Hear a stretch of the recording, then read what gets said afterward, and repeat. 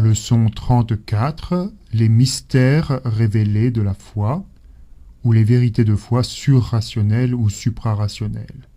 Nous avons vu que les vérités de foi ne pouvaient être irrationnelles. Nous avons vu également que certaines vérités de foi, et notamment l'existence de Dieu, étaient naturellement rationnelles. Il existe cependant des vérités de foi qui sont au-delà de la raison humaine. Il s'agit des mystères révélés. Le premier d'entre eux est le mystère de la Sainte Trinité, révélé par le Christ.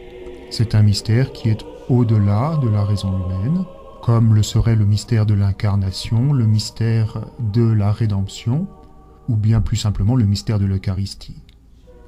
Ces mystères sont suprarationnels en ce que la raison n'aurait pu y aboutir par elle-même.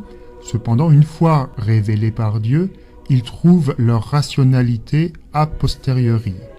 Ces mystères s'éclairent a posteriori par la raison. Ainsi, le mystère de la Trinité, par exemple, lorsque la révélation de Dieu comme amour a été faite à l'homme, il semble a posteriori normal qu'il y ait une pluralité en Dieu lui-même, puisqu'il est amour. Guidée par l'étoile de la foi, la raison se surpasse elle-même en sagesse et connaissance. Elle arrive alors à une post-compréhension des mystères de la foi.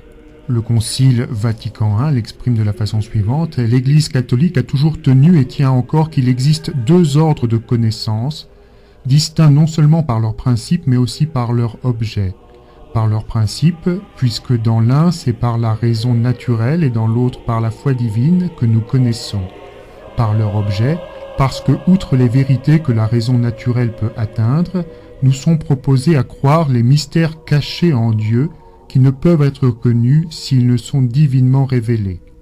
Lorsque la raison, éclairée par la foi, cherche avec soin, piété et modération, elle arrive par le don de Dieu à une certaine intelligence très fructueuse des mystères, soit grâce à l'analogie avec les choses qu'elle connaît naturellement, soit grâce au lien qui relie les mystères entre eux et avec la fin dernière de l'homme.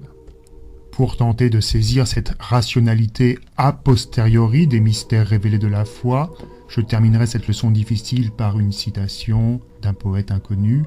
Les mystères de la foi sont comme les vitraux d'une cathédrale. Il faut rentrer dans l'église pour en contempler la beauté. Celui qui reste dehors n'en aperçoit que les armatures de plomb.